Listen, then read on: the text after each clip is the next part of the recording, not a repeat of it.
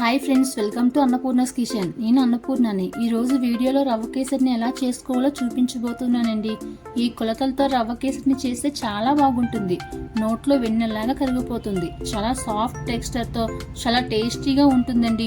వంట రాని వాళ్ళు కూడా ఈజీగా సింపుల్గా చేయగలే స్వీట్ అండ్ ప్రసాదం రెసిపీ అండి. సో రాబోయే అన్ని పండగలే కాబట్టి పండగ రోజున ఇలా ప్రసాదంగా ఇంట్లోనే చేసుకోవచ్చండి.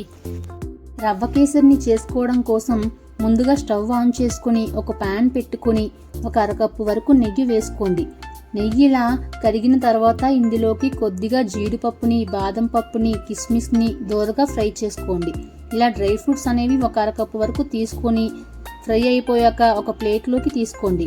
ఇప్పుడు అదే ప్యాన్లోకి ఏ కప్పుతో అయితే నెయ్యిని తీసుకున్నామో అదే కప్పుతో బొంబాయి రవ్వను వేసుకొని కనీసం 5 నుంచి 10 నిమిషాల పాటు లో ఫ్లేమ్లో లైట్గా గోల్డెన్ షేడ్ వచ్చినంత వరకు ఫ్రై చేసుకోవాలి. ఈ రవ్వ వేగేలోపు వేరే బర్నర్ మీద రవ్వ తీసుకున్న కప్పుతోనే 4 కప్పుల వరకు నీళ్లు తీసుకోండి. నీళ్లు కొంచెం మరిగిన తర్వాత ఒక 2 యాలకులను వేసుకోండి. ఒక 5 నిమిషాలు బాయిల్ చేసుకోవాలి.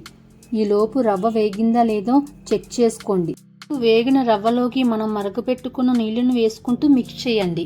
రవ్వ అనేది పెర్ఫెక్ట్గా వేగింది. అలాగే వాటర్ కూడా బాయిల్ అయిన నీళ్ళు కాబట్టి రవ్వ ఎక్కడా ఉండలు కట్టదు. ఇలా నీళ్లు వేసిన తర్వాత లో ఫ్లేమ్లో 2-3 నిమిషాలతో పాటు ఉడికిస్తే రవ్వ అనేది వాటర్లో ఉడికిపోతుంది. ఆ తర్వాత ఇందులోకి ఏ కప్పుతో అయితే రవ్వ తీసుకున్నామో అదే కప్పుతో పంచదారని 1.5 కప్పు దాకా తీసుకుంటే స్వీట్నెస్ అనేది సరిపోతుంది. పంచదార వేసిన తర్వాత పంచదార కరగడం కోసం 2-3 నిమిషాలు లో ఫ్లేమ్లో ఉడికించుకోవాలి. పంచదార కరిగేంత వరకు ఫ్రై చేసుకోవాలి. సో రాబోయేవన్నీ పండగలే కాబట్టి పండగ రోజున ప్రసాదంగా ఇలా ఈ రవ్వ కేసరిని ట్రై చేసి చూడండి. చాలా పర్ఫెక్ట్గా వస్తుందండి.